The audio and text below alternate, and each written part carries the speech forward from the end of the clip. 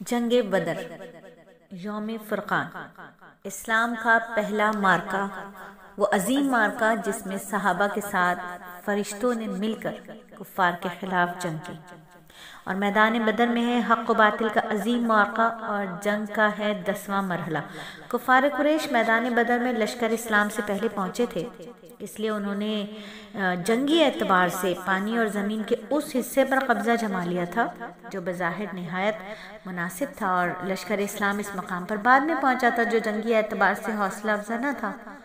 کنویں پر کفار کا لشکر قابض تھا، لہٰذا مسلمانوں کے لیے سب سے پہلے پانی کا مسئلہ درپیش آیا۔ پھر جس زمین پر لشکر اسلام قائم تھا وہ ریت کے تودے تھے جن پر پیروں کا جمنا مشکل ہو رہا تھا، بلکہ ریت میں پیر دھنس جاتے تھے اور گزرنا مشکل تھا۔ جمعے کی رات 17 رمضان مبارک 2 ہجری کو لشکر اسلام بدر کے اس مقام پر فروکش ہوا۔ حضور صلی اللہ علیہ وآلہ وسلم نے ایک معمولی سے کنویں کے پاس اپنے جانبازوں کو ٹھہرا لیا۔ حضرت حباب بن منذر نے عرض کیا، یا رسول اللہ، آپ کا یہاں قیام فرمانا اللہ کے حکم سے ہے یا صرف جنگی اعتبار سے ہے؟ آپ نے یہ تدبیر سوچ لی ہے؟ رسول اللہ صلی اللہ علیہ وآلہ وسلم نے فرمایا، یہ صرف جنگی تدبیر کا معاملہ ہے، وحی کی نشاندہی نہیں۔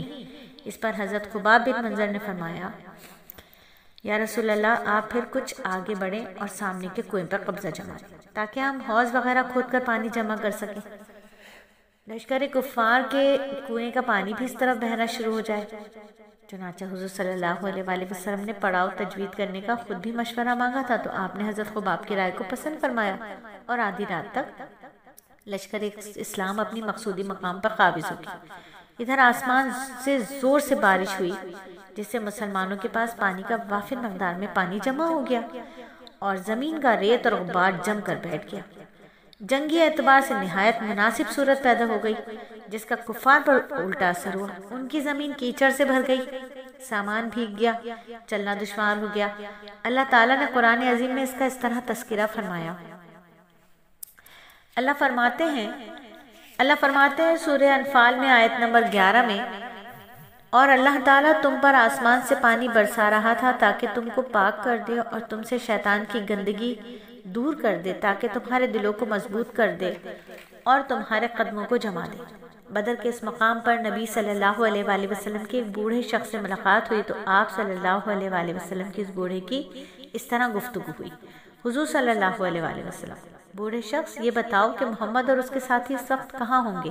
بوڑھا شیخ، مجھے جو اطلاع ملی ہے کہ محمد اور اس کے ساتھی فلاں فلاں وقت مدینے سے نکلے ہیں، اگر وہ اطلاع صحیح ہے تو وہ لوگ اس وقت اسی مقام پر ہوں گے جہاں ہم کھڑے۔ حضور صلی اللہ علیہ وآلہ وسلم، یہ تو بتاؤ قریش اس وقت کہاں ہوں گے؟ بوڑھا شخص، مکے سے قریش کے نکلنے کا وقت مجھے جس نے بتایا ہے، اگر بتانے والے نے سچ بولا ہے تو قریش اس وقت اس ٹیلے کے پیچھے ہوں گے۔ بوڑھے کا تجربہ اور تجزیہ اتنا صحیح تھا کہ اس میں ایک اونچ نیچ بھی نہیں ہو سکتی تھی۔